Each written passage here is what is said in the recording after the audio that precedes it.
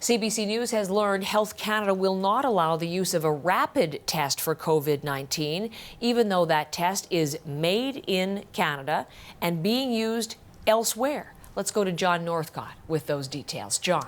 Yeah, indeed, Heather. These are serological tests. Serological meaning anything having to do with the blood. And there are a number of companies around the world who produce this kind of a test. Some you can even do at home. Effectively, what you do is you prick your finger and then it goes into what they call a cassette, which I guess a bit like a home pregnancy test, and where there is a reading that is done within that. 1 bar means negative, 2 bars or 3 bars could mean positive for that. There it is there. That's the little cassette they get to you. A number of companies in the United States do this as well. They allow you to do it at home. This company here, based in Canada, they were hoping that Health Canada would approve it, although at the moment Health Canada is saying that they are with the WHO, where they are more in favor of a clinical type of test for this. Still, though, this does raise the possibility, if this test were allowed to go ahead, that it would show up that you have at some point potentially had COVID-19. In other words, if you'd had it and recovered, it might show up with the antibodies present. If you had recently become symptomatic, it would show up as well. So this has the company pushing in the hope that it could have wider use in this country. Have a listen. What our test actually informs patients and physicians is the presence of the antibody, which is the immunological response of the body to produce, let's say, the army to fight the virus itself. This is certainly not a test to replace the current laboratory method.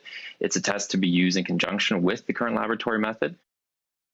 That gives us a sense, John, that there are some limitations. Tell us more about what those are. Yeah, in the sense that, again, even the company saying they would like to see a clinical confirmation of the result.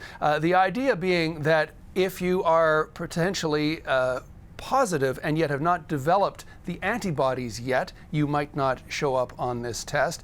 So there are some concerns around its full-on efficacy. But those who argue in favor of it, and this is being used, or at least a serological type of test is being used in Asia, in Europe, in Australia, and even in the United States. We had New York Governor Andrew Cuomo say that what this would provide is at least an understanding of those who have potentially been infected by this. And this would indicate that they might have at least limited, and we're still not sure about what kind of long-term effects having had COVID would give you in terms of being immune down the road. But again, it is, those in favor of this type of serological test say it is one more arrow in their quiver, even though at the moment it is not the only arrow that even they would recommend. Heather? John, thank you very much, and we'll hear if public health officials have anything to say in response to that reporting at some point today.